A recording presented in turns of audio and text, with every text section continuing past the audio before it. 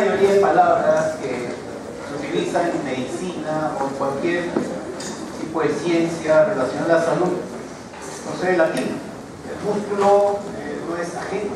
El músculo viene de musculus, que significa ratón pequeño, porque ya desde la antigüedad observaban que ante el movimiento que hacía la persona había zonas del cuerpo que estaban realizando ese movimiento y que parecía pues un abultamiento, ¿no? Y que esto era un abultamiento que se producía debajo de la piel y que tenía un cierto movimiento. No es más que nada pues que la contracción muscular, ¿no? Por eso que músculos significaban ratón pequeño, como si hubiesen pequeños ratones debajo de nuestra piel y que determinaban justamente el movimiento de alguna parte, algún segmento de nuestro cuerpo. Nosotros nos vamos realmente a nuestros niveles de organización de la personalidad y tenemos que estudiar desde el nivel celular. Y el nivel celular pues tendremos que estudiar desde la fibra muscular. Ustedes saben perfectamente que procede la capa mesodermal, que se va a diferenciar en somites, a la tercera semana de edad gestacional ya se diferencia en mesodermo esplástico, somático, yemas extremidades, como también diseminación en extremidades de mioblastos y miotúbulos. Está en un estadio ya postmitótico a la séptima semana de edad gestacional. Luego tenemos los primeros contactos neuromusculares, porque sabemos que el sistema nervioso, como también el sistema muscular, se desarrolla en forma paralela, y según dicen los libros, entre la novena y décima semana de edad gestacional se desarrollan esos primeros contactos entre el sistema nervioso y el sistema muscular. Pero esto este año no queda tan cierto, ¿no? Porque se ha comprobado a través de las ecografías 4D en los embriones, entre feto y embrión, ¿no? Porque es un estadio intermedio, que más o menos entre la séptima, 7 meses y 7 semanas y media, ya el embrión comienza a moverse. Recuerden ustedes que las primeras 8 semanas se llama un estadio embrionario. A partir de la novena ya se comienza a mencionar que es un estadio ya fetal, ¿no? Entonces estamos hablando de que al finalizar el periodo embrionario, o sea, a partir de las 7 semanas y media, ya comienza el embrión a moverse. Por lo tanto, no podríamos decir que los primeros contactos neuromusculares en la novena, décima semana, ya no. Tendríamos que mencionar, y esto tiene que ser cambiado, que más o menos es entre las 7 semanas y media de la gestacional. Estamos hablando pues de la primera parte del primer trimestre del embarazo. Luego se va a diferenciar el tipo de fibra muscular entre la 18ª, 19ª edad gestacional. Y recién se produce el fin de la función celular más o menos entre la 20ª y 30ª semana de edad gestacional. O sea, ya estaríamos hablando del tercer trimestre del embarazo. Y la diferenciación final de los tipos de fibra muscular en el nacimiento, ¿no? Vamos a ver que los fibras musculares tienen diferentes tipos de metabolismo, como también diferentes grados de fatigabilidad, como también diferentes grados de velocidad de las fibras, ¿no? Que lo vamos a ver al finalizar, ¿no? Esta parte de la clase.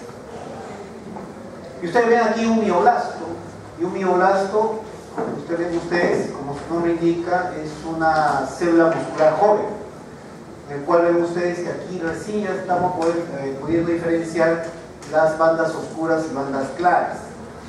Pero mientras tanto, en el desarrollo del mioblasto, existe pues una organización de estas proteínas gruesas y delgadas, como en este caso. Hay un desorden en primer lugar, hay lo que se llaman los procesos de tipo entrópico, y dentro del mioblasto, en la medida que van pasando los días, en cuanto a su maduración, todos los elementos proteicos se van organizando a través de llamados procesos de tipo negentrópico, hasta formar con esta organización de las proteínas gruesas y delgadas en la llamada banda oscura y bandas claras, que es así como conocemos a la fibra muscular.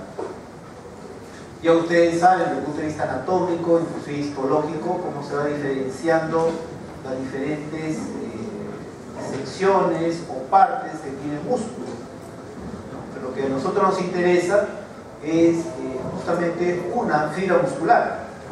Esta fibra muscular, ¿no?, como ustedes ven, tiene una membrana que se llama sarcolema, tiene una parte líquida que se llama sarcoplasma, pero también tiene una serie de filamentos, ¿no? Esos filamentos van a estar conformados por proteínas gruesas y delgadas.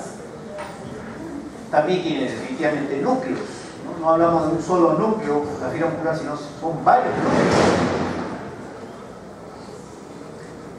Recordemos también que el sarcolema, como ustedes están viendo acá, que la membrana que digamos hace independiente la fibra muscular, tiene una serie de invaginaciones que se conocen como tubos T.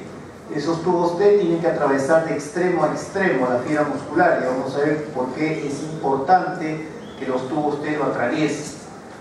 Como también, si nosotros retiramos parte de lo que es el sarcolema, veamos que todas estas estructuras que son las miofibrillas, que están compuestas por proteínas gruesas y delgadas, están rodeadas de dos estructuras. Uno vendría a ser el tubo T, lo que está de color medio violeta son los tubos T, y lo que está de color azul son el retículo sarcoplásmico. El retículo sarcoplásmico, que es un sistema de sacos que están llenos de calcio. Así que no hay que olvidar eso, y hay que reconocer la estructura tridimensional que tiene la fibra muscular para poder entender luego cómo se va a producir este proceso de contracción y relajación de la fibra muscular.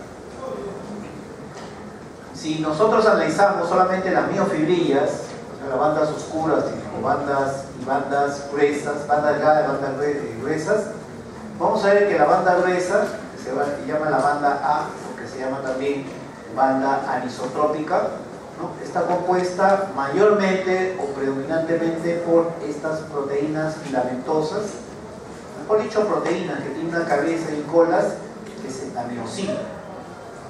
Pero también podemos observar los filamentos delgados de actina, pero predominantemente la banda A o banda oscura o banda anisotrópica está conformada por proteínas gruesas de miosina.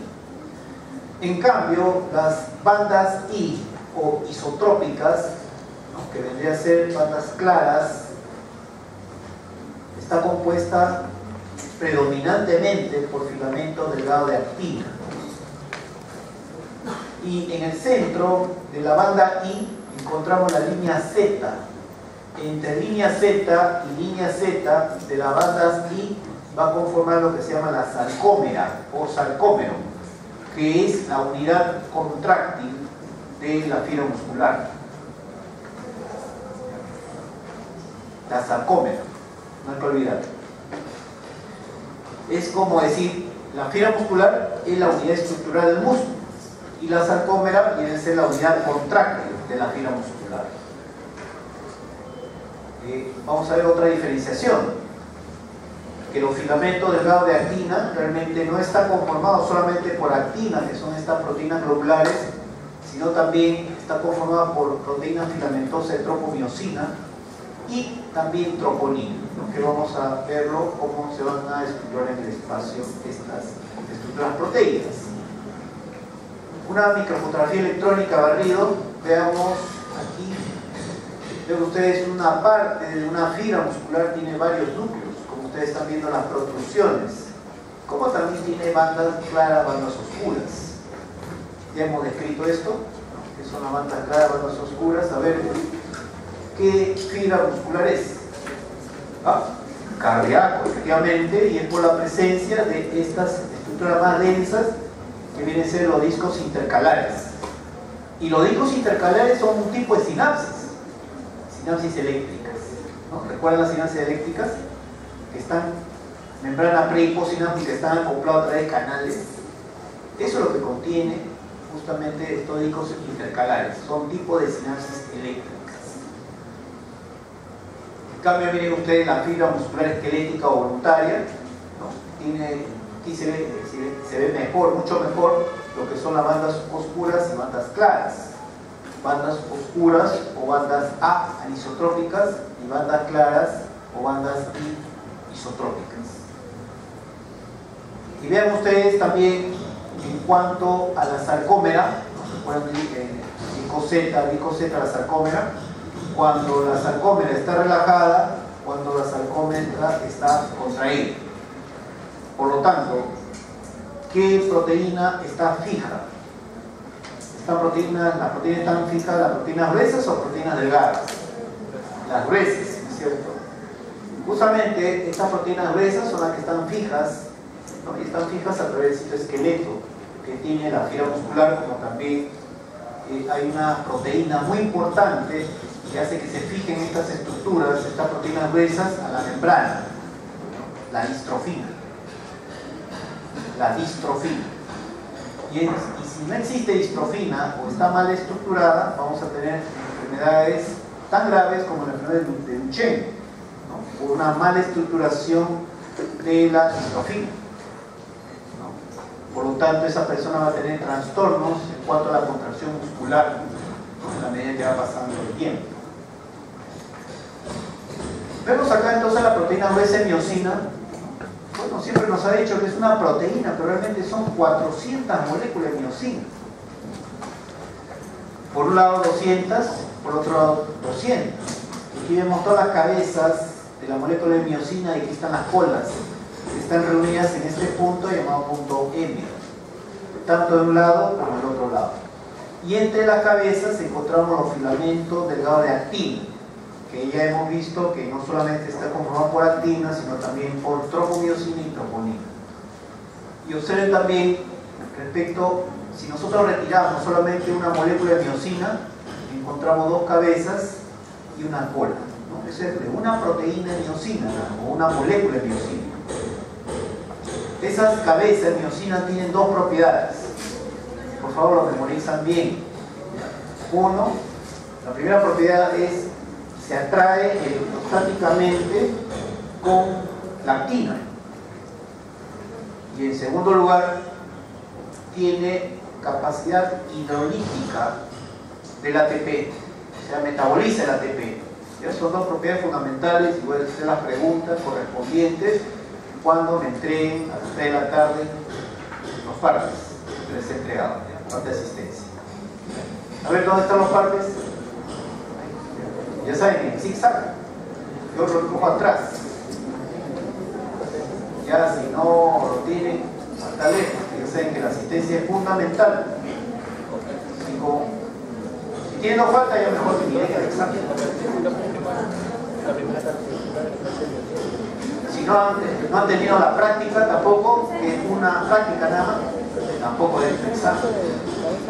Si no han ido al seminario, igual. Es un solo seminario. Y todavía por el momento el pregrado no se aprende virtualmente, ¿no? De repente, mañana más tarde posiblemente se van a aprender su curso virtual, no aquí en presencial. Entonces quiero tener sus firmas.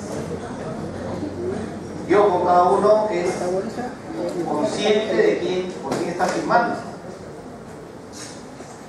Y si alguien firma por otra persona, ya saben, toda la promoción yo le pongo en asistencia. Por eso todos son vigilantes, todos tienen que vigilar eso, porque eso es una inmoralidad, que estén firmando por otras personas.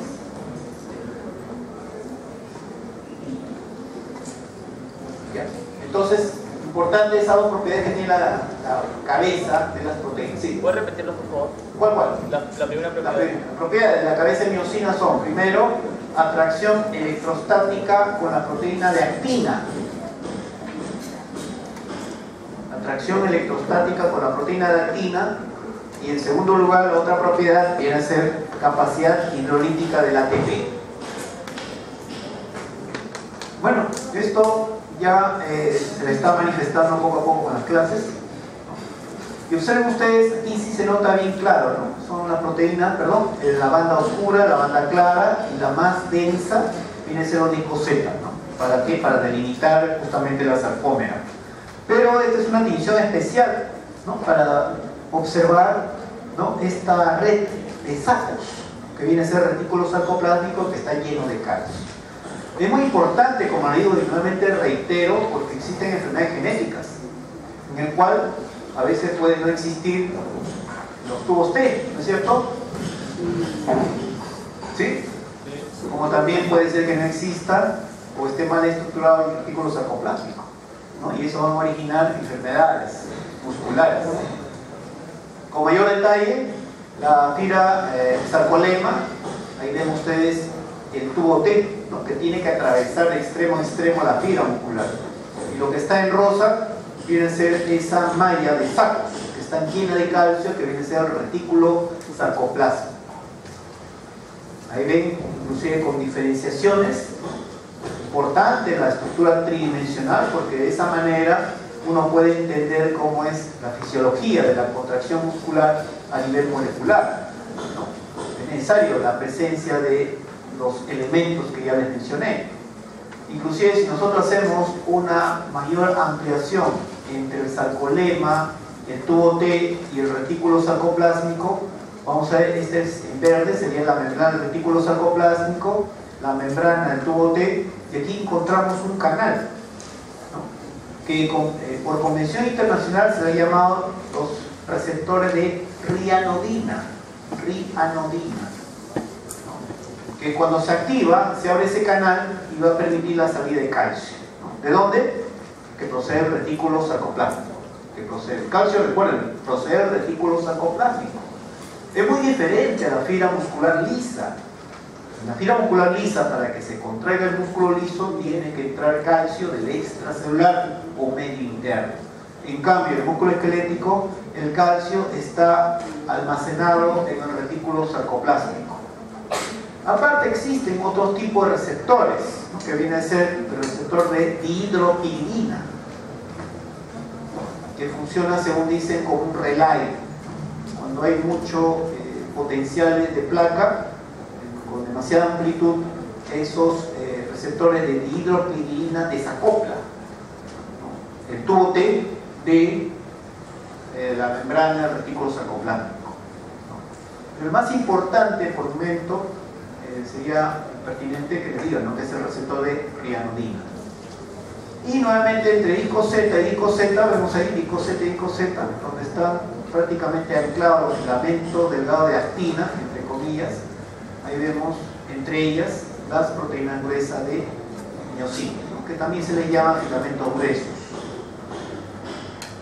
Lo mismo con respecto a la cabeza de miosina, ¿no? Aquí vemos, por ejemplo, aparte de su estructura molecular, vemos dos sitios en donde puede ser escindido o cortado, ¿no? A través de la enzima papaína entre la cabeza y la cola, ¿no? Y justamente son enzimas de la caja de la papaya, ahí es donde vamos a encontrar la papaína, ¿no? Y también la tripsina pancreática, que ustedes saben tienen enzimas proteolíticas, justo lo va a romper la cola en medio de la miosina.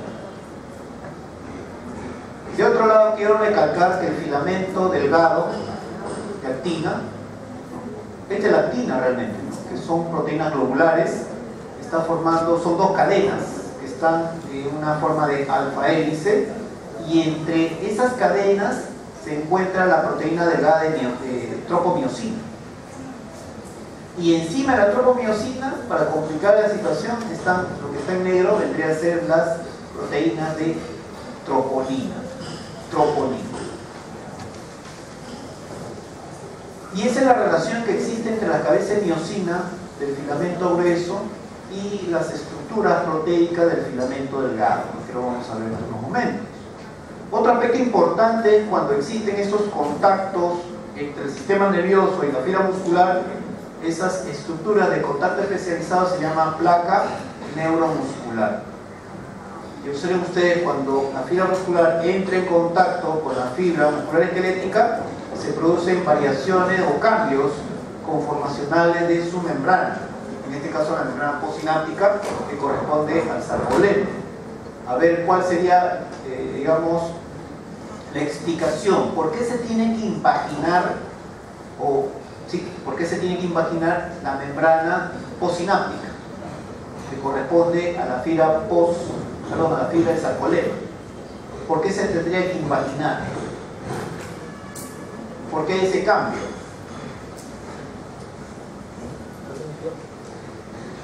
Es igual que la corteza cerebral. ¿Por qué hay surcos, hay cisuras en la corteza cerebral?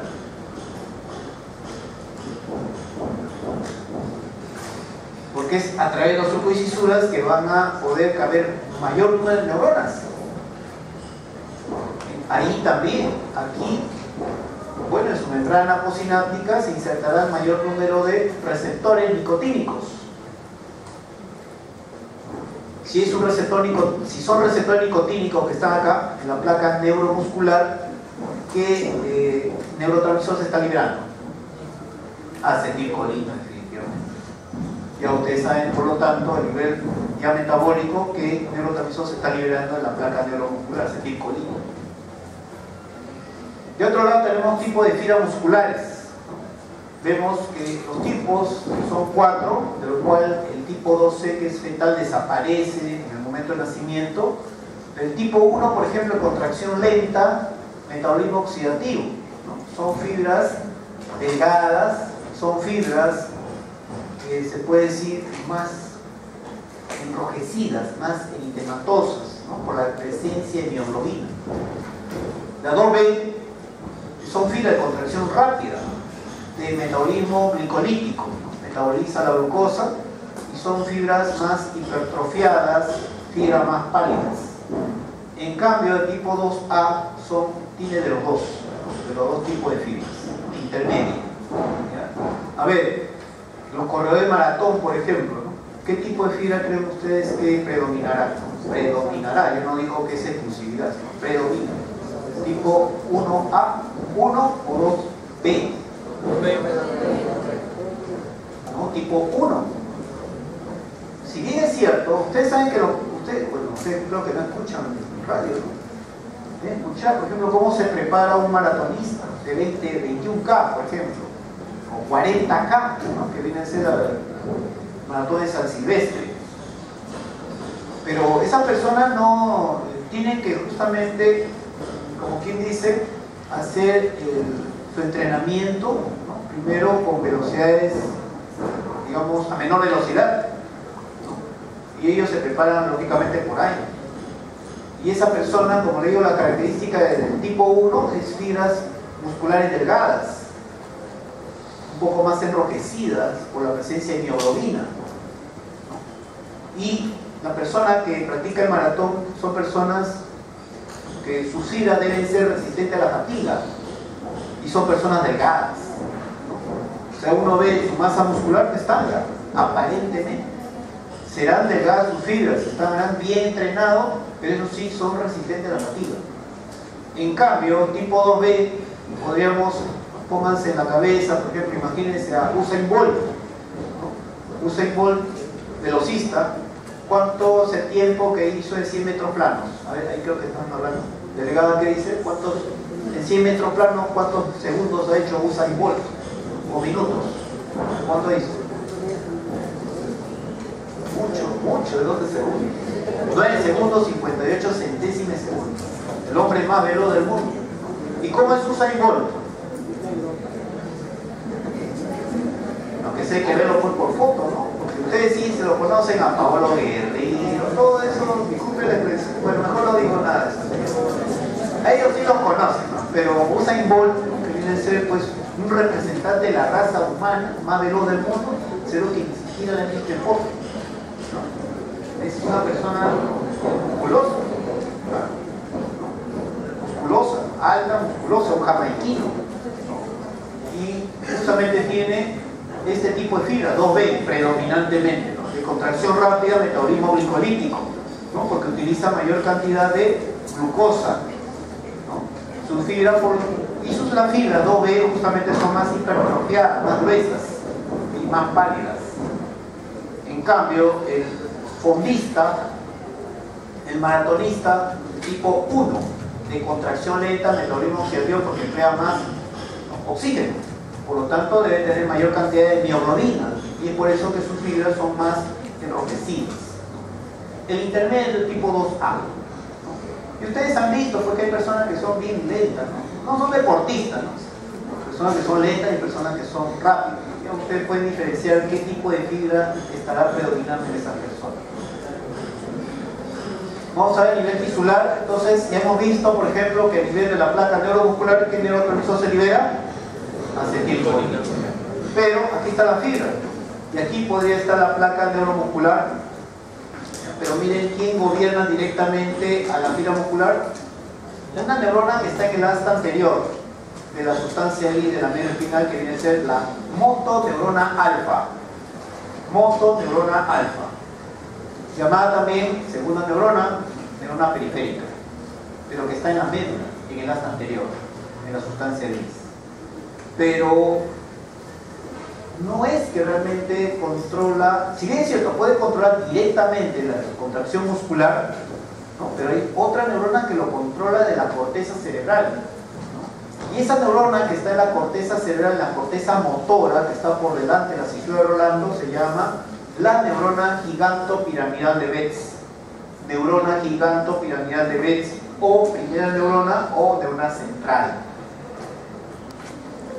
Entonces, su axón de esta neurona motora desciende, ¿no?, desde la corteza cerebral, está en la quinta capa de la corteza cerebral motora, y el 80% de las fibras van a cruzar a nivel del tercio medio del bulbo raquídeo. Por eso, si ustedes han visto los cortes, ¿no?, anatómicos del bulbo raquídeo en el tercio medio, hay como fibras que se están cruzando. Eso se llama decruzación de las pirámides. Claro, porque son fibras de justamente la vía piramidal, ¿no?, de las neuronas motoras, 80% de las fibras, y desciende para hacer sinapsis con la motoneurona contralateral. Y el 20%, de estas neuronas, las primeras neuronas, descienden y hacen sinapsis con las neuronas motoras que están en la médula ipsilateral, ¿no?, del mismo lado. Ipsi es del mismo lado, contralateral del lado contrario, ¿no? Y de eso muchos, cuando uno tiene una lesión, ¿no?, del hemisferio, por ejemplo, que controla mi lado derecho del cuerpo, el hemisferio izquierdo, ¿no?, bueno, a través de la rehabilitación yo voy a tener que entrenar las neuronas del lado contrario para que pueda producirse la rehabilitación de esa persona, ¿no?, que ha perdido las neuronas del lado contralateral. Y vemos justamente la segunda neurona o motoneuronal y su axón que va a ignorar la fibra muscular. Hacemos un corte, ahí están los nombres, ¿no?, que voy a pasar su delegada esta clase con todos sus nombres, sus epónimos, pero se llama motoneurona alfa. Y vemos la primera neurona que está justo en la corteza, en la quinta capa de la corteza cerebral, la neurona gigantopiramidal de Betz. ¿Ven cómo desciende su axón? Y se va a cruzar justamente en el tercio inferior del bulbo raquídeo, ¿no?, desciende y hace sinapsis con la motoneurona alfa. ¿Qué neurotransmisor se libera acá? Entre la primera y segunda neurona. ¿Qué neurotransmisor? Glutamato. Glutamato entre la primera y segunda neurona.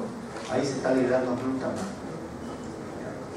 Y todo esto es la vía motora voluntaria, ¿no?, importante. Claro que si yo tengo una lesión, por ejemplo, en la médula, acá, puede tener una parálisis, pero una parálisis flácida. La persona no tiene fuerza, lógicamente, porque está con una parálisis, pero también es flácida porque prácticamente el miembro afectado está en forma pendular, no tiene fuerza, no se puede mover. En cambio, si la lesión es a nivel de la primera neurona, también la persona no se va a poder mover, pero tiene una parálisis espástica. Eso es importante para lo que sigue en terapia, rehabilitación ocupacional, etc. Y este es solamente el axón de una motoneurona. Este axón, miren, tiene varias ramas, y varias ramas inerva varias fibras musculares, ¿no? Como ustedes ven, miren, este único axón, ¿no?, que está entrando entre las fibras musculares, va a inervar a esta fibra muscular, a esta fibra muscular, a esta fibra muscular, a esta fibra, etc. Por lo tanto, una motoneurona alfa inerva varias fibras musculares. El conjunto se llama unidad motora. O sea, una fibra muscular que inerva varias fibras musculares se llama la unidad motora, ¿no? También es muy importante, porque dependiendo, no solamente del entrenamiento, sino también dependiendo del factor psicológico, cómo yo me concentre, yo voy a reclutar más unidades motoras para poder obtener mi objetivo. Por eso cuando ustedes ven a esos deportistas que van a levantar pesas, no solamente lo levantan de frente, sino tienen que concentrarse en lo que van a hacer. Porque una cosa es el entrenamiento físico, pero otra es que yo reclute más unidades motoras para poder ejercer un efecto. Si no me concentro adecuadamente, no voy a reclutar todas las unidades motoras que han sido entrenadas y por lo tanto voy a fracasar en mi intento. Por eso todos los tipos de actividad física tiene que ser necesariamente, ¿no? Tiene uno que concentrarse, ¿no? Igual sucederá en el deporte, en el fútbol, ¿no? Claro, uno por eso está la concentración, ¿no? No es que me voy a concentrar, que me voy a reunir como si fuese pues niños de primaria, me tienen que encerrar. No firmé, pues no firmé. Porque la gran mayoría de personas piensan en eso, ¿no? Que la concentración viene a ser un encierro. Pero ¿por qué se hace ese encierro? Porque lamentablemente estos, entre comillas, deportistas, ¿no? Bueno, como hacen su vida lo que da la gana, ¿no? Sobre todo cuando está acá en el Perú, está en el extranjero, recibe sus miles de dólares, pero acá en el Perú, bueno, pues lo que queda, ¿no? Pero ese tipo de concentración no lo obedece. Uno realmente tiene que aprender a concentrarse justamente para reclutar el mayor número de unidades motoras. Pero acá ustedes saben, y eso es por años, se sigue la misma tónica en el cual el deportista, el futbolista, ¿no? Nunca se concentra, ¿no? Hace lo que le da la gana. Pero siempre se hace uno lo que... Me parece a mí que uno hace lo que le da la gana siempre y cuando la gente que está a su costado lo permita. Igualito, cuando ustedes ven a un juez, por ejemplo, ustedes ven que tiene su nube de cortesanos y todo lo que dice el juez, chicheño, dice, ¿no? Ni siquiera se ponen a razonar, ¿no? Le dicen, no señor, mire, usted tenga cuidado con lo que va a hacer con esta cosa, con esta decisión, porque esto va a tener consecuencias. Pero no, el cortesano es aquella persona que acompaña a otra persona y todo lo que disponga la autoridad, etcétera, obedece nada más. Igual sucede con los deportistas.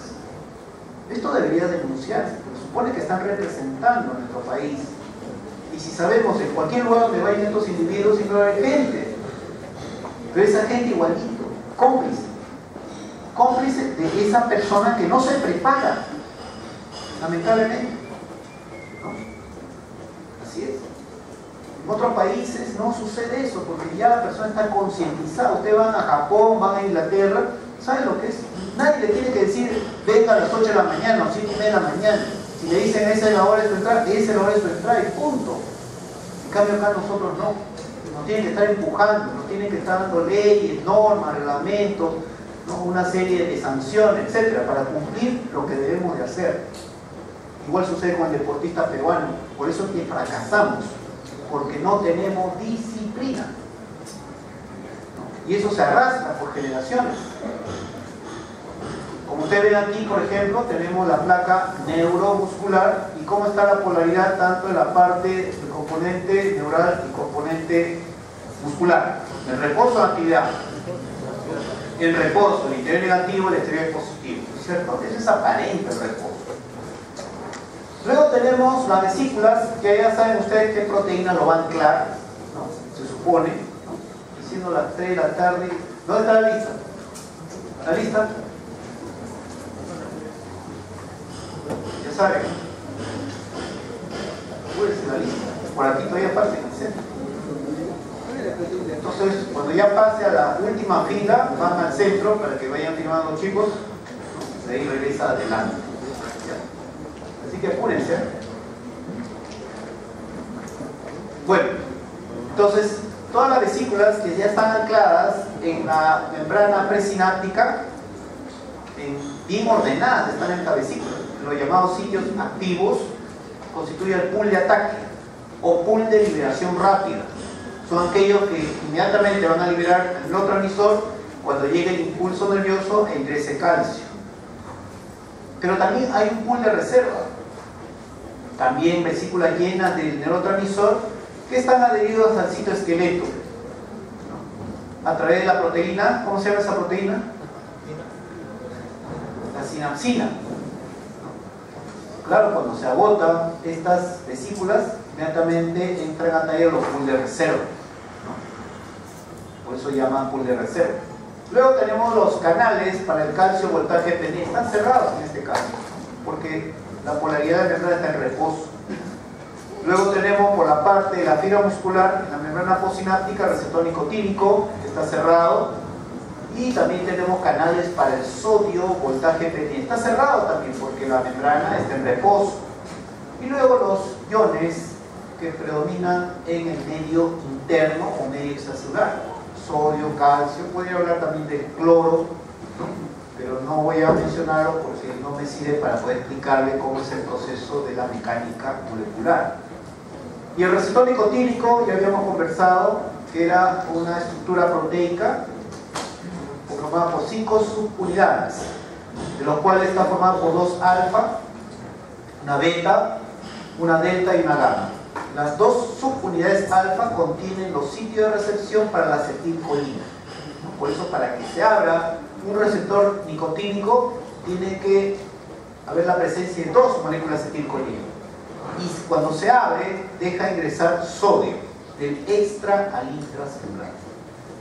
Por otro lado, tenemos el tubo T, ¿no? Que son las invaginaciones del sarcolema. De otro lado, entre esas invaginaciones tenemos el retículo sarcoplásmico que está lleno de calcio. Asimismo, en la membrana del retículo sarcoplásmico tenemos el canal o el receptor de rianodina, ¿no? Que está cerrado también. Y no nos olvidemos, pues, los elementos importantes proteicos. La proteína o filamento grueso y el filamento delgado. Y estos son los licoseta. No hay que olvidar. Entonces, ¿de dónde viene realmente el impulso nervioso? Ahí preguntaré en qué parte de la neurona giganto piramidal de Bett se genera. ¿En qué parte de la membrana se genera? ¿En qué parte? ¿Cuánto apellido? Morante. ¿Alguien le quiere ayudar a Morante? Amigo Morante. ¿Dónde? ¿En qué membrana? No. Yo he dicho en qué parte de la membrana neuronal se genera el impulso nervioso. No, tampoco. Génesis, genera. Ahí se integra, en la membrana del cono de arranque axonal se genera. ¿De dónde se integra? ¿De dónde se genera? En el segmento inicial del axón. En la membrana del segmento inicial del axón se genera el impulso nervioso, ¿no? Por eso es que aquí el impulso nervioso lo estamos viendo está aproximadamente en la membrana, el segmento inicial del axón, que se está generando, ¿no? Como respuesta de una serie de neuronas que se han activado. Porque si nosotros hablamos de la contracción muscular voluntaria, no es una acción refleja, sino voluntaria, porque yo me quiero mover, bueno, se tendría que estar activando neuronas del lóbulo frontal, ¿no? Donde está el sistema de la motivación, ¿no? Afectivo, cognitivo, volitivo. Bueno, pero en líneas generales donde van a encontrar ustedes en los libros es que se genera, ¿no?, el impulso nervioso en la neurona gigantopiramidal de Bett. Luego se va a transmitir por toda la membrana del axón, va descendiendo hasta que llega a la segunda neurona. Ahí está, a través de la corticoespinal lateral, ahí está el axón de la neurona que está en la corteza, ahí está el impulso nervioso, se está transmitiendo, y cuando llega a terminar se libera, ¿qué neurotransmisor? Glutamato. Y el glutamato va a interactuar con receptores AMPA y NMDA para excitar a la motoneurona alfa. Bueno, aquí en la membrana de la motoneurona alfa, producto de la liberación del glutamato, se van a producir estos potenciales postsinápticos, ¿no?, que son hacia arriba, ¿no?, posiblemente por ingreso de sodio. Luego, una serie de procesos, se va a transmitir todo ese impulso nervioso hasta la membrana del axón, ¿no?, hasta llegar a la fibra muscular. Pero ojo, esta motoneurona alfa, no piensen que solamente hace sinapsis con el terminal de la primera neurona, ¿no? Hace sinapsis con 15.000 terminales nerviosas. ¿De dónde vienen esas 15.000? Vienen de otras neuronas de la corteza cerebral, vienen del cerebelo, vienen de núcleos motores del tronco encefálico, o vienen también de neuronas de otros segmentos medulares. Por eso son 15.000. Y es por eso que la motoneuronal alfa se llama también vía final común. Vía final común. Esta motoneuronal.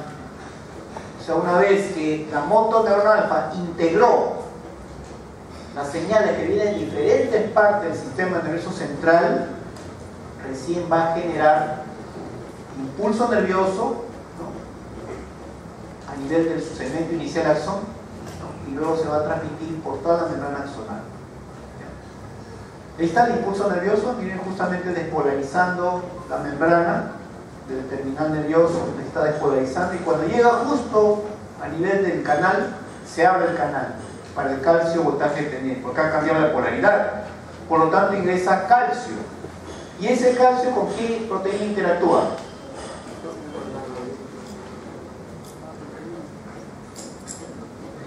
En muchos términos, por eso es el que tenía que haber estudiado.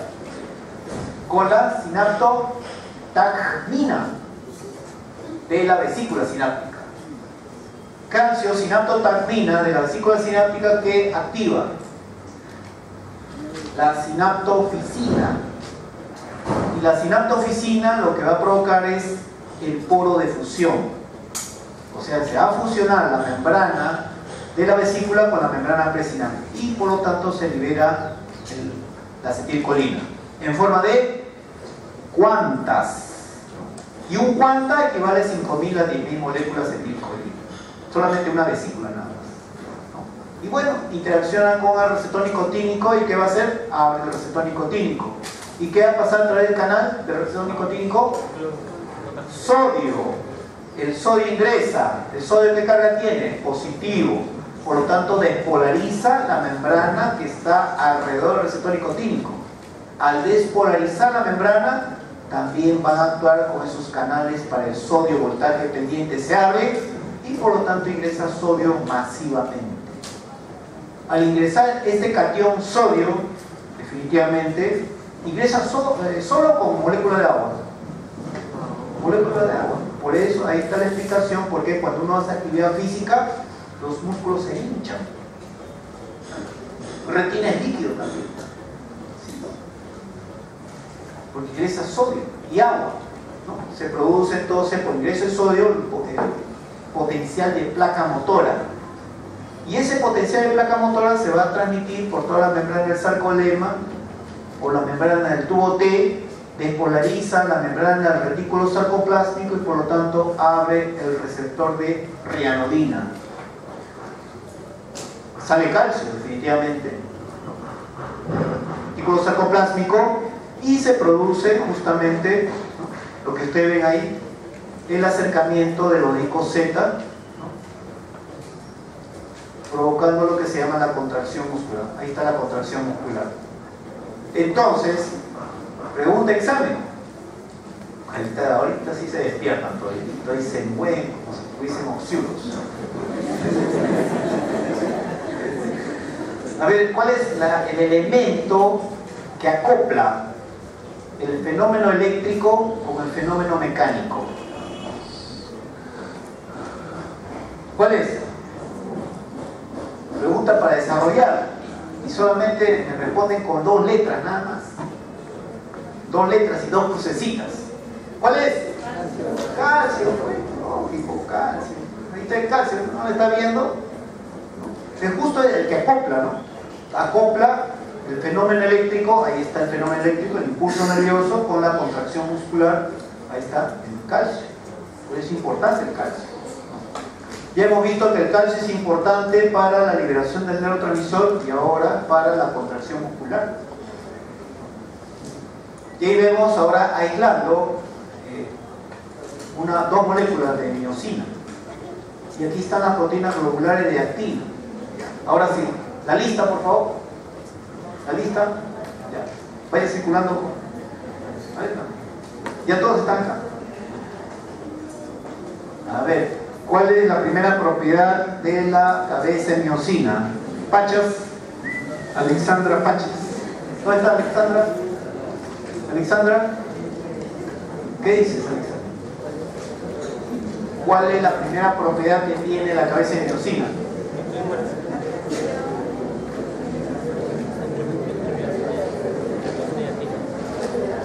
Nadie más de la N a la Z, ¿no?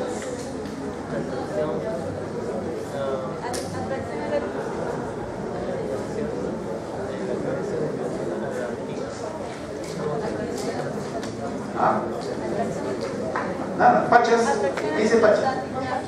¿Sabe o no sabe? La atracción electrostática. Exacto, atracción electrostática con la... Muy bien, entonces miren, la cabeza de miosina se ve frente a frente la actina y por lo tanto se atrae electrostáticamente. Es una atracción fuerte, bien fuerte, ¿ya? Hay más falta de la N a la Z, ¿no? ¿Ya? De la A a la M me va a decir la segunda propiedad. Ahí está. ¿Cuál es la segunda propiedad? No, dime, ¿cuál es la segunda propiedad? Levantó la mano. Pero yo dije primero, ¿cuál es la segunda propiedad? ¿Cuál es?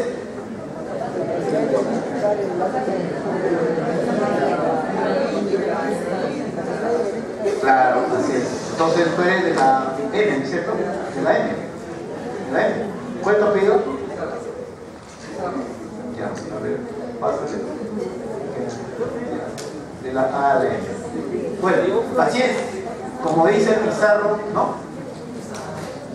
¿Cuál es la segunda propiedad?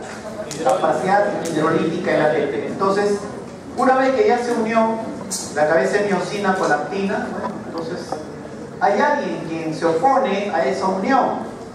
Y quien se opone a esa unión es la proteína filamentosa de la... Perdón. Ahí está, la tropomiosina.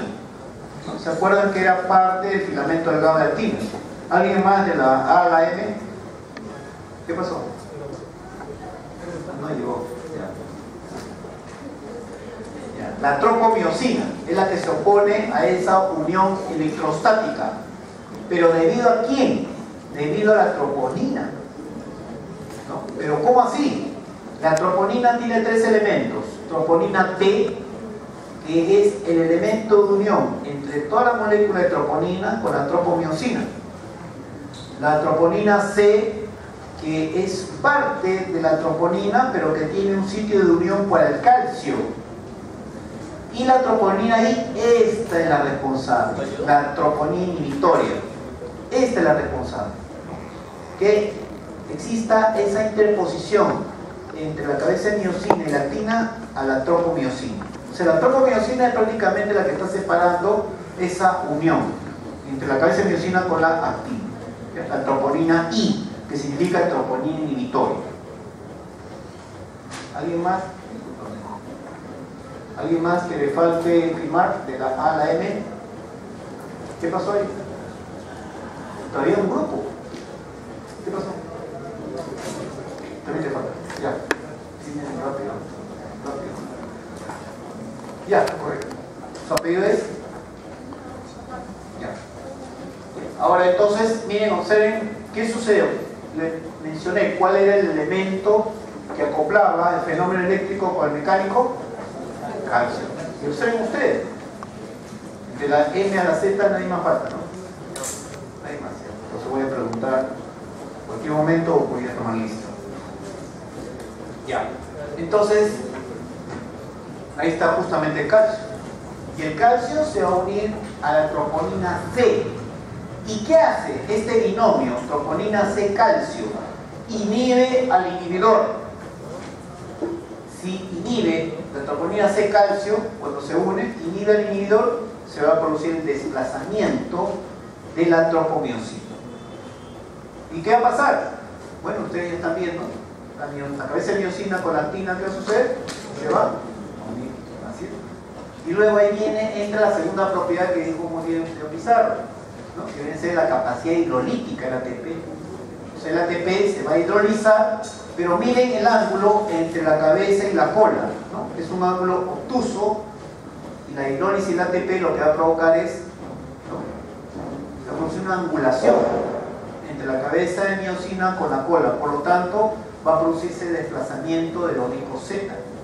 ¿Se dan cuenta, no? ¿Se observan? Ahí está, relajación, contracción, justamente por la capacidad hidrolítica del ATP que tiene la cabeza de miosina. Es como si estuviese yo agarrando dos cadenas y debido a la hidrólisis del ATP yo haga, digamos, trate de juntar las cadenas. Esa es la relación. Ahora, ese es para la contracción. Para que se produzca la relajación muscular, el calcio tiene que salir del lugar de la troponina C. Y si sale, ¿cómo es que llega nuevamente al retículo sarcoplásmico C cualquier cantidad de calcio todavía? A través de la bomba de calcio, magnesio, ATPase. Entonces todo es un proceso en el cual se consume ATP, tanto en la contracción como en la relajación del músculo esquelético. Pero más se consume ATP en la contracción muscular. Es un proceso continuo. Ahora, cuando yo hago una contracción muscular, ¿no?, por ejemplo, yo quiero levantar el miembro superior izquierdo, lo estoy levantando en este momento, ¿qué músculos estoy contrayendo? El trapecio, ¿no es cierto? Entonces el trapecio, recuerden ustedes, ¿no?, cuando el neurotransmisor se une al receptor nicotínico, se abre, ¿no es cierto? Y abre. ¿Qué es lo que sucede? ¿Lo va a mantener abierto el receptor nicotínico permanentemente para mantener la contracción muscular? No, inmediatamente actúa la acetilcolina esterasa. Se destruye, se cierra el receptor nicotínico. Entonces vienen otras dos moléculas de acetilcolina, se abren. Nuevamente su relación de las enzimas se cierra. Es por eso cuando uno se contrae sus músculos, tiene que abrir y cerrarse miles de veces por segundo el receptor nicotínico. Miles de veces. Cuando hace uno una contracción muscular, por más pequeña que sea. Entonces la pregunta es, de acuerdo a la práctica, ¿yo cómo puedo paralizar al músculo a nivel del receptor nicotínico? ¿Cómo lo paralizo? Con un inhibidor. Sí, claro, pero ¿qué hago con el receptor nicotínico? O lo dejo abierto o lo dejo cerrado. ¿Cuándo lo dejo abierto? Cuando utilicé el distensil. ¿Y cuándo lo dejo cerrado? A través de un veneno que se utiliza mucho los indios, ¿no?, los nativos, sobre todo desde Sudamérica, para cazar los animales, se llama curare. Así que no se olviden, ¿no? Cuando yo hago una contracción muscular sostenida, tengo que abrir y cerrar el receptor nicotínico miles de veces por segundo, ¿no?, por la acción de la enzima, lógicamente. Pero si yo quiero provocar parálisis a nivel del receptor nicotínico, o lo dejo abierto, distensil, o lo dejo cerrado, curare. ¿Ya? Eso, por favor, refuércenlo bien. Refuércenlo en los libros de Gano. Listo. Entonces, sí tenemos, pues, son GIFT, ¿no?, que ustedes ven el impulso nervioso, que no está tan detallado como al menos les he puesto en los gráficos. Al menos hay una ampliación, ven el retículo sarcoplásmico, se libera calcio al retículo sarcoplásmico, ¿no?, hay otra ampliación, ¿no?, y ven ustedes la lluvia, ¿no?, de calcio, ¿no? Y justamente el calcio va a actuar con qué parte de la troponina? Troponina C. Y eso va a provocar justamente el desplazamiento de la tropomiosina, que son las proteínas filamentosas, ¿no?, y se va a producir con la hidrólisis del ATP esos puentes cruzados. Ahí vemos, por ejemplo, los discos Z, filamento delgado de actina, de miosina, miren cómo se van formando los puentes cruzados. Y así se produce la contracción muscular. Todo eso ya hemos conversado. Por eso es que para mí es mucho más sencillo, inclusive por gráfico. Hay otros profesores que le ponen después toda una serie de palabritas, palabritas y palabritas. Realmente a veces no se entienden, porque realmente con gráfico es donde se puede entender. Pero siempre y cuando ustedes luego, con esta idea, ustedes vayan y estudien. refuercen, ¿no? Si no, no van a entender absolutamente nada si dejan pasar para mañana. Ya, ese es el modelo de puente cruzado, inclusive se lleva a tal extremo de saber cuánto es el desplazamiento que provoca en el filamento delgado ese puente cruzado, ese 10 milímetros por cada paso. Hay todo un ciclo pues, de la contracción muscular. Y observen ustedes, cuando han estudiado los reflejos, ¿no? Han tenido que simular un receptor, ¿no? Y han tenido una respuesta muscular, ¿no es cierto? A ver, ¿cuántos elementos tiene el arco reflejo? ¿Cuántas partes tiene el arco reflejo? 5. Primero, el órgano efector. Segundo, la fibra muscular aferente. Tercero, el órgano integrador, o sea, el sistema nervioso central. Cuarto, la fibra nerviosa eferente. Y quinto, el órgano efector. Son 5 elementos. Estudien del manual práctica de fisiología, justamente la sección. Ahí están los elementos del arco reflejo. Pero lo que quiero mostrarles con este gráfico es, miren, este es un arco reflejo nada más, un reflejo miotático, en el cual estimulo al uso neuromuscular y voy a tener una contracción muscular. Miren cómo va cambiando en cuanto a la forma del fenómeno eléctrico. Y eso se debe a que a lo largo de todo este arco reflejo se van incorporando una serie de poros o canales, ¿no? Que va a permitir que este tipo de fenómeno eléctrico vaya cambiando en cuanto a la forma. Bueno, y se dice que también que cada fibra muscular está, o el tipo de fibra muscular, o sea, si va a ser 1, 2A o B, está determinado genéticamente. Efectivamente, está determinado genéticamente, pero cuando puedo cambiar, sí se puede cambiar eso. Pero siempre y cuando uno tenga pues la voluntad, ¿no? Para poder hacerlo, porque eso va a depender mucho de la motivación, la voluntad de las personas, ¿no? Ahora, ¿cómo se han podido diferenciar estos tipos de fibras, 1, 2A, 2B, 2C, en base a la tinción para la ATP, la pH, ¿no? Hace una serie de tinciones de diferentes tipos de pH y en base a los colores que se adopta, se puede determinar cuál es ese porcentaje de cada uno de los tipos de fibra muscular. Esa es la unión neuromuscular, ahí está la motoneurona, la placa neuromuscular. Vamos a seguir. La unidad motora. Ahora, el uso neuromuscular también tiene su motoneurona. Y esa motoneurona se llama la motoneurona gamma. Es decir, a la fibra muscular, ¿quién lo regula? ¿Quién lo controla? La motoneurona alfa. Al uso neuromuscular, la motoneurona gamma. Y a las dos, la motoneurona beta. O sea que hay una serie de tipos de control, ¿no? Para la contracción del músculo. Aquí lo que hemos descrito hace poco viene a ser la fibra muscular esquelética. Esto está representando las bandas oscuras, bandas claras.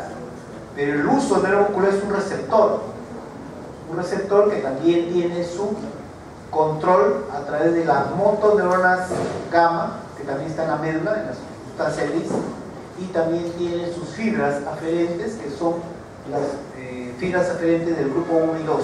Aferentes axonales. ¿Sí? Ahí está la unidad motora. Por ejemplo, el cuádriceps. Esta motoneurona, lo que son, como tiene varias ramificaciones, lo que está en rojo son las fibras musculares que va a inervar, ¿no? Y así se puede diferenciar en neuronas, fibras musculares lentas, ¿no? Son lentas en cuanto a su velocidad de contracción, pero muy resistentes a la fatiga. En cambio aquí son fibras rápidas, pero rápidamente fatigadas. ¿Por qué?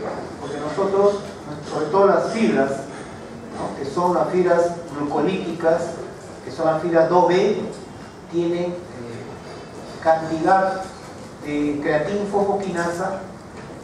fosfocreatina, que puede durar de 8 a 9 segundos, ¿no? Sin la necesidad de un aporte de glucosa ni tampoco oxígeno, ¿no?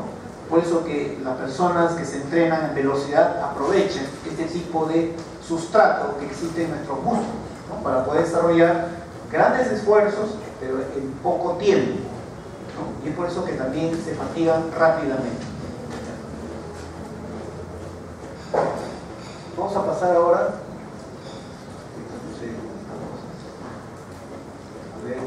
a lo que están soñando. Haremos la clase soñando.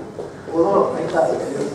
Le fascina el dolor, ¿no? Porque ya hemos dicho de que el dolor, cuando usted come su picante, es el dolor, ¿no?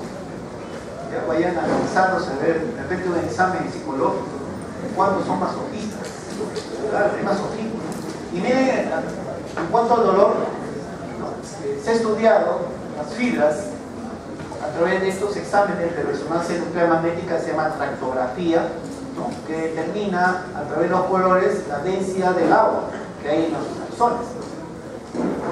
Bueno, el dolor, de acuerdo a esta Asociación Internacional para el Estudio del Dolor, es una experiencia sensorial objetiva. Claro, el objetivo un daño, pero también mucho tiene que ver la parte subjetiva, ¿no? Muchas personas, inclusive los traumas, podrían haberlo tenido cuando han estado dentro del vientre materno. Así es, ¿no? Porque también de niños, de personas que ni siquiera le pinchan, ¿no? De repente le van a picar una ampolla, ni siquiera le pinchan, pero ya la persona comienza a tener una reacción vagal tan intensa que se desmaya, ¿no? Le da una lipotimia, ¿no? Recuerden ustedes que la lipotimia, vamos a ver, inclusive cuando hablemos del sistema nervioso vegetativo, el parasimpático, cuando se hiperactiva, baja la presión, baja la frecuencia cardíaca, no llega suficiente oxígeno al cerebro y la persona sufre la lipotimia. Entonces hay traumas, ¿no? Que podrían haberse desarrollado en la niñez, pero también existen datos que podrían haberse desarrollado en el periodo prenatal. ¿Y eso a qué se debe? Eso se debe a la mamá. Si la mamá no está preparada, ¿no? Para el parto, suceden todos estos problemas, todos estos traumas. Entonces, aquí por ejemplo hay que saber diferenciar de una madre gestante, ¿no? Si está preparada conscientemente y como también inconscientemente, ¿no? Por eso es que los embarazos realmente deben ser planificados. No porque, bueno, yo soy católico, me gusta leer la Biblia y por lo tanto yo tengo relaciones y si viene un hijo, bienvenido sea. No es así, los tiempos han cambiado. Antes podías estar viviendo en tu chacra, podías tener tus ovejitas, etc. Bueno, pues ya, en fin. Y además no había mucha población en el mundo, ¿no? Pero en los últimos tiempos hay una explosión demográfica terrible. Lo importante, lamentablemente, es que tengas la suficiente cantidad de dinero para poder criar a ese niño. No es cuestión simplemente como hay alguna persona o familia que piensan de esa manera, ¿no? Bueno, si viene un hijo, bienvenido sea, ¿no? Entonces a tu hijo, por ejemplo, que sí lo tenías en un buen colegio, etc., ya no vas a poder darle todo a él, no vas a tener que compartir, ¿no? Con el otro niño que viene, ¿no? Por eso todo tiene que ser planificado. Y tiene que estar preparada la mujer para la gestación, porque si no vienen los traumas. Hay dolor amenazador, dolor placentero, ¿no? Lo que más les gusta a ustedes, ¿no? Les gusta el dolor. De espiritualización, ¿no? Busca la trascendencia, el sentido existencial, lacerante también, frustrante, originante, psicógeno, es muy frecuente el psicógeno. La persona que quiere que algo le duela también tiene su componente, ¿eh? Ojo. ¿Sí? Mucho tiene que ver la parte neuropsíquica, la actividad cerebral. Si tú dices que algo te duele, te va a doler. Te va a doler. ¿No? Así es. En el trabajo, por ejemplo, hay muchas personas, ¿no? Que le viene, ¿no? La chica sobre todo, que le viene su periodo, le viene lógicamente con dolor, pero ahí se caen, no sé, se deprimen, creo, ¿no? Algunas para no ir a trabajar. Claro. No está bien eso, no es correcto eso, ¿no? Eso es inmoral también. Hay algunos casos excepcionales, lógicamente, que puede ser que su dolor sea muy intenso, ¿no? Pero muchas veces las mujeres, sobre todo, ¿no? Abusan de eso, ¿no? Que ya le vino y que total le duele todo le duele, ¿no? Así es.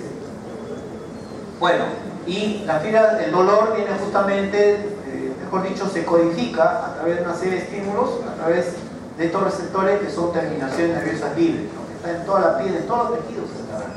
Ahí está, ya hemos conversado al respecto, ¿no? Y sobre todo cuando hablamos de la piel y cuando tenemos una lesión, ¿no? Y se dañan células, bueno, todo el contenido intracelular es lo que va a sensibilizar la nociceptor, ¿no? Recuerden ustedes que el ion predomina dentro de las células, potasio. El potasio también pues sensibiliza a los nociceptores, ATP, radiquiminas, etc. Y recordemos también los campos receptores, que son campos especializados.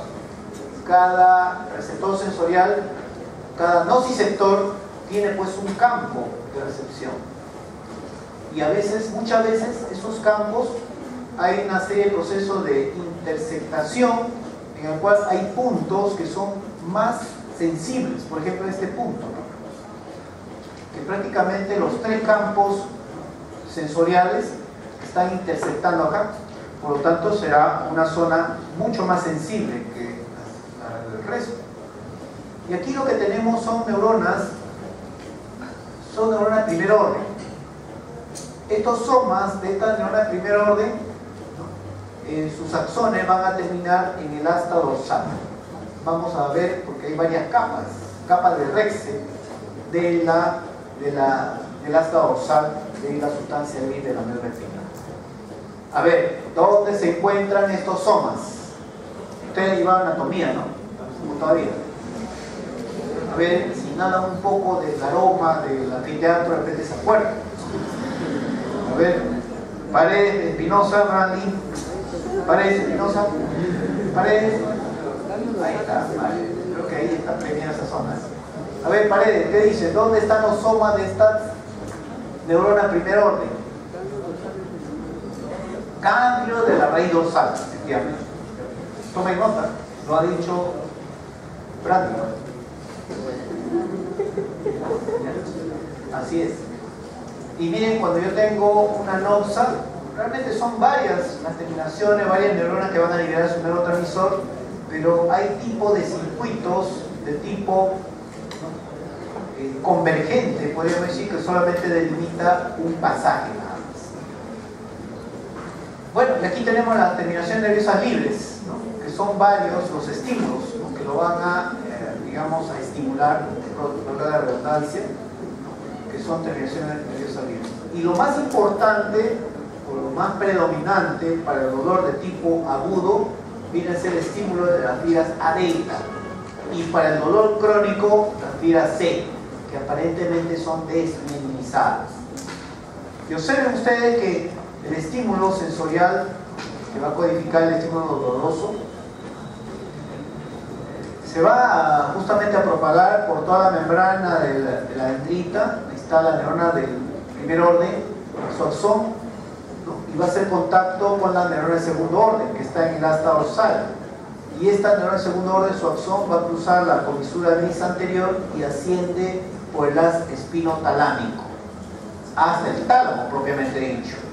Y el tálamo hace sinapsis con la tercera neurona, que va a transmitir la señal dolorosa a la corteza somatosensorial, el área 321 neurona, donde yo voy a percibir. Ojo, la percepción no está en relación al receptor, ahí se estimula. Tampoco está en el asta dorsal y tampoco está en el tálamo, sino está en la corteza cerebral. ¿Cuántas neuronas ven acá? 3, ¿no? Neurona primer orden, de segundo orden, de tercer orden. Será haz o tracto espinotalámico anterior que va a transmitir señales para el dolor agudo. El tracto espinotalámico también se le llama neoespinotalámico cuando es dolor agudo. Cuando transmite el dolor de tipo crónico, ya es el paleoespinotalámico. Y ahí está para el dolor leve y rápido. Ahí están las capas de Rexel, que son 6 capas de Rexel, ¿no? Y vean ustedes que la neurona primer orden hace sinapsis con la capa 1 y capa 5. ¿Qué neurotransmisor se va a liberar? El glutamato. entre la neurona de primer orden y segundo orden. Glutamato, no se olviden. No se olviden. Reitero, es probable que pongan el examen. Para el dolor lento o intenso, a través de la fibra C, las neuronas de primer orden van a hacer sinapsis en la capa 1 y capa 2 de Rexel. ¿Y qué neurotransmisor se va a liberar? O neuropéptido, la sustancia P. Es un neuropéptido. Y vean ustedes que en el asta dorsal, todo esto es el asta dorsal.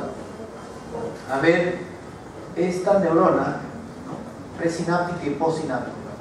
Esta neurona, ¿qué tipo de fibra nerviosa o qué tipo de dolor va a conducir?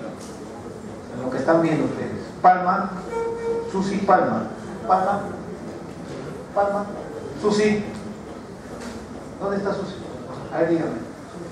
¿Qué tipo de dolor cree usted que se está transmitiendo a través de esa sinapsis? ¿Agudo o crónico?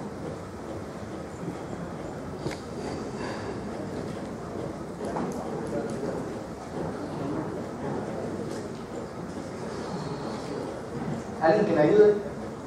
Ahora, ¿no? En el examen, olviden. En el examen vamos a ocupar todo el edificio. Agudo. ¿Por qué? Glutamato está liberando. Claro, como hemos dicho, dolor agudo, glutamato, dolor crónico, sustancia P. Pero vean ustedes que existen otro tipo de sinapsis, ¿no? Por ejemplo, los opioides endógenos, ¿no? Las endorfinas. Esas endorfinas, cuando se liberan en grandes cantidades, van a modular el dolor, ¿no? Va a hacer que nosotros percibamos con menor intensidad el dolor, ¿no? Eso, por ejemplo, estará muy desarrollado en esos monjes tibetanos, ¿no?, que a través de la concentración pueden regular el dolor en su cuerpo. Como también hay sinapsis tipo GABA, GABAérgicas, ¿no?, justamente para poder modular el dolor. Y todo se hace a través del asta dorsal. Por eso el asta dorsal también se le llama la compuerta. Yo diría la compuerta de modulación para el dolor. ¿Ya? Muy importante eso. Y ahí está lo que les había mencionado, ¿no? Las neuronas primer, segundo, tercer orden. ¿Ya? Y en cuanto a la percepción del dolor, ¿no?, seguimos pues con el mismo homúnculo de Penfield, ¿no?, en el cual ven ustedes que la sensibilidad, ¿no?, será mucho mayor en la parte de la cara, como también de los dedos de la mano, ¿no? La cara, porque la cara está ricamente inervada, es la parte sensible, más sensible todavía, ¿no? La parte de los dedos también, porque recuerden de que a través de la sensibilidad nosotros podemos detectar, ¿no?, los movimientos de nuestros dedos, sin verlo podemos detectarlo, ¿no?, justamente a través de la sensibilidad. Y otro aspecto importante también es que, por ejemplo, si tenemos un dolor que se va a transmitir por la fibra C, ¿no?, dolor lento, ¿no?, crónico, ¿no?, que está en la neurona de segundo orden, la que está acá, y vean ustedes una interneurona inhibitoria, ¿no? Cuando tenemos un estímulo doloroso, ¿no?, que va a estimular la fibra justamente C, ¿no?, que transmite el dolor crónico lento, ¿no?, que está en la neurona de segundo orden, aquí hay una interneurona, ¿no?, que está inhibida. Y justamente cuando una persona, o mejor dicho, cuando usted ve a un niño, esa es la diferencia con una persona adulta, se cae de rodillas. ¿El niño qué hace? Aparte de llorar, se frota, ¿no es cierto? ¿Sí o no? En cambio un adulto se levanta todo, un resorte que siga caminando, ¿no? Que roche, ¿no? Más importante es el roche, ¿no?, que el dolor. Pero los niños lo que hacen es un tipo de reflejo. Miren, cuando se comienza a sobar, justamente estimula a esa interneurona inhibitoria, ¿no?, para poder disminuir la intensidad de dolor. Así, ¿no? Esa es la gran diferencia. Y estamos, por eso les decía, ¿no?, estamos reestructurados por información social, porque más nos avergüenza el roche de habernos caído de rodillas, ¿no?, de repente porque estamos pues medio en nuestro periodo autómata, ¿no?, cuando estamos con los audífonos, estamos escuchando música, estamos no sé qué haciendo con la cabeza, caminando, estamos en nuestro periodo autista, ¿no?, sacamos el ancho, pues, ¿no? Pero al toque se levanta como un resorte, ni siquiera se ponen a ¿no? A ver si está con heridas, ni siquiera sobarse de frente, ¿no? ¿Qué roche? Más importante es el roche. Así es, ¿no? Sí han tenido varios casos, en la institución, por ejemplo, se han caído, se han sacado por el ancho por estar con los audífonos, ¿no? Ya se les ha dicho, comunicarse, usted no entiende, ¿no? Bueno, pues algún día entenderá. Los dolores referidos más que nada se deben a la rotación que tienen los órganos cuando estamos en el periodo embrionario, ¿no? Es por eso que cuando hay ya la rotación de los órganos todavía quedan rezagos de ese contacto de estas fibras dolorosas. Por eso es cuando tenemos un dolor en el corazón puede irradiarse al cuello o al hombro izquierdo o al brazo izquierdo, ¿no? Yo he encontrado, por ejemplo, un caso solamente que le dolía la faringe nada más. Le dolía, doctor, me duele cada vez que paso los alimentos. Cuando le vi no estaba rojo, pero por los antecedentes que tenía esta persona, una señora, anoche es un infarto. Si realmente era un infarto en curso, o sea, tenía una angina en pecho, ¿no? Y no tenía otra molestia, nada más que dolor en la orofaringe, ¿no? Bueno, pero ustedes tienen que saber que el dolor de corazón es un dolor tipo opresivo. Esa es una forma muy peculiar, opresivo. En más del 90% de los casos, yo no estoy diciendo exclusivos, ¿no? Predominantemente, ¿no? Y muchas veces cuando está el infarto, la persona comienza a sudar, ¿no? Comienza a sudar. Son datos muy importantes. Cuando ustedes tengan así un caso, un familiar que esté con un infarto en curso, lo primero que tienen que hacer es sentarlo o echarlo e inmediatamente llevarlo a la emergencia. Que no haga ningún tipo de actividad física, porque apenas se levante o apenas comienza a caminar, va a empeorar su infarto. Igual cuando tenemos un dolor, por ejemplo, problema vesicular o problema hepático, predominantemente podría doler el hombro derecho. O si tenemos, por ejemplo, un problema de cuadro de litiasis renal, ¿no? Los uréteres están en la parte posterior, ¿no? En la parte retroperitoneal, ¿no? Pero duelen por lo general los testículos, ¿no? Justamente, como digo, por la rotación que se doy en la mujer, lógicamente será a nivel pues, de la vulva, ¿no? O sea, no se sabe tampoco en la mujer, así que no diga.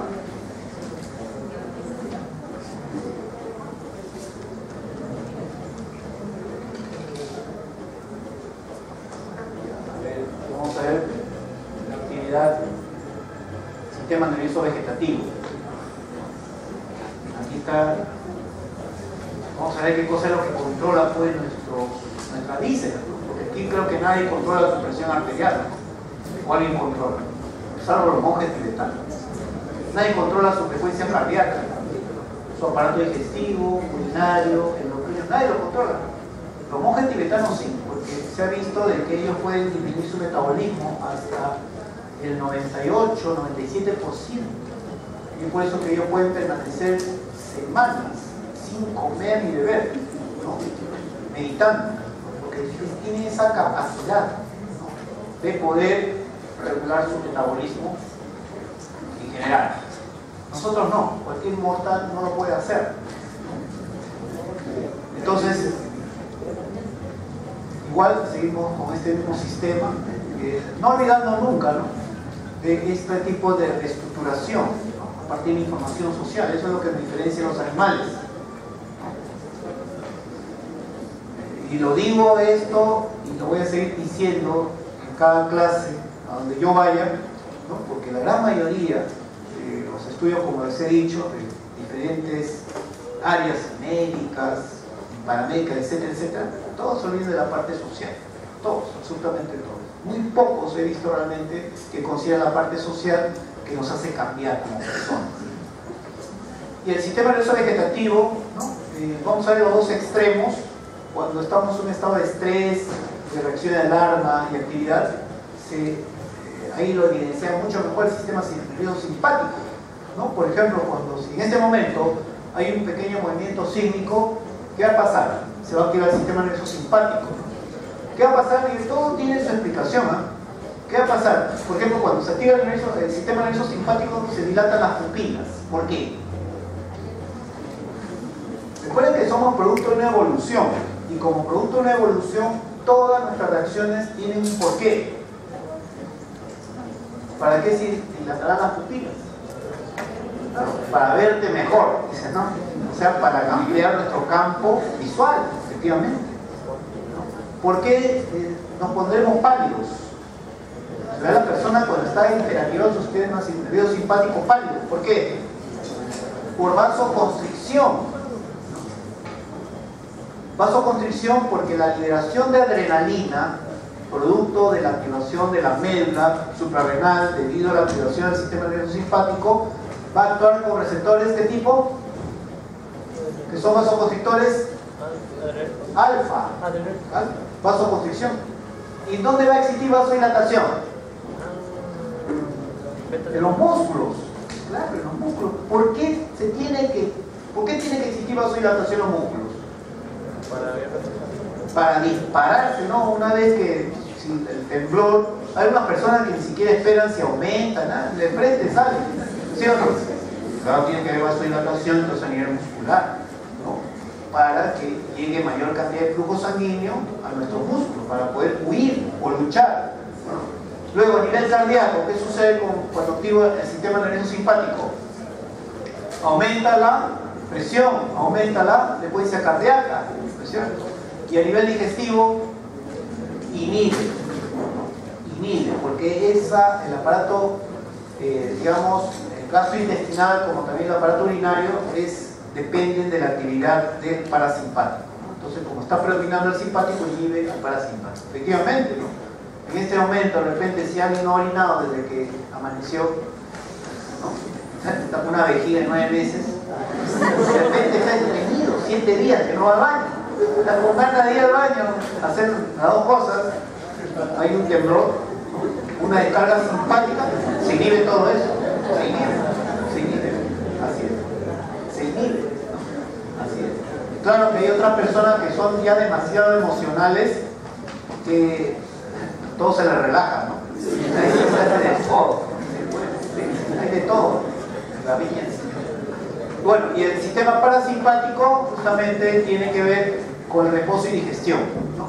Pero ojo, en la vida cotidiana, ¿no?, que nosotros llevamos, siempre existe ese equilibrio entre el sistema simpático y parasimpático. Siempre. Por ejemplo, si yo les digo en este momento, a las señoritas que se están riendo, del otro lado, venga por acá, ya se le activa el simpático. Pero para que se active el simpático, ¿por qué? Porque ha habido, digamos, una impresión. Entonces, el simpático tiene que activarse para adaptar sus órganos y sistemas a la nueva demanda. ¿Ya? Por eso, ¿para qué sirve el sistema nervioso vegetativo? Desde el punto de vista fisiológico, para mantener la homeostasis.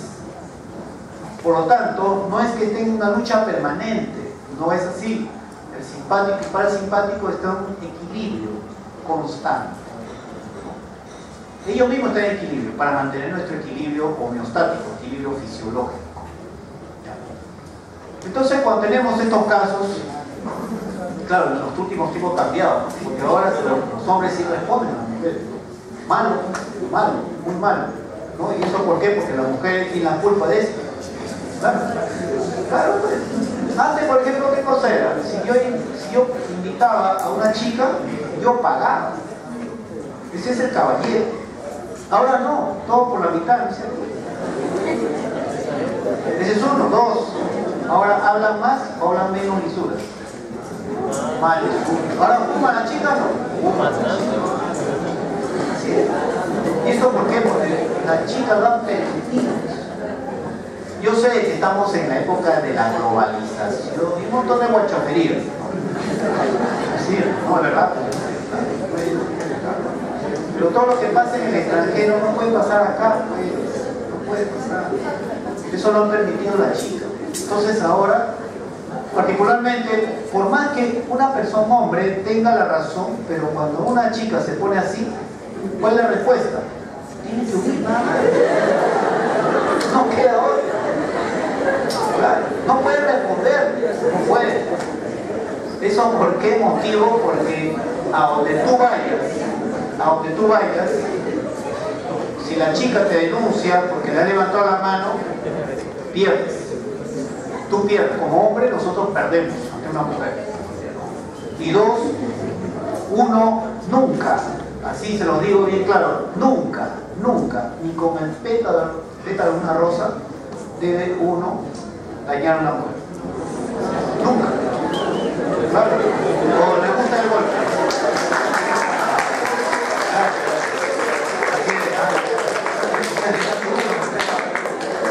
No permita, no permita. El permitir es simplemente,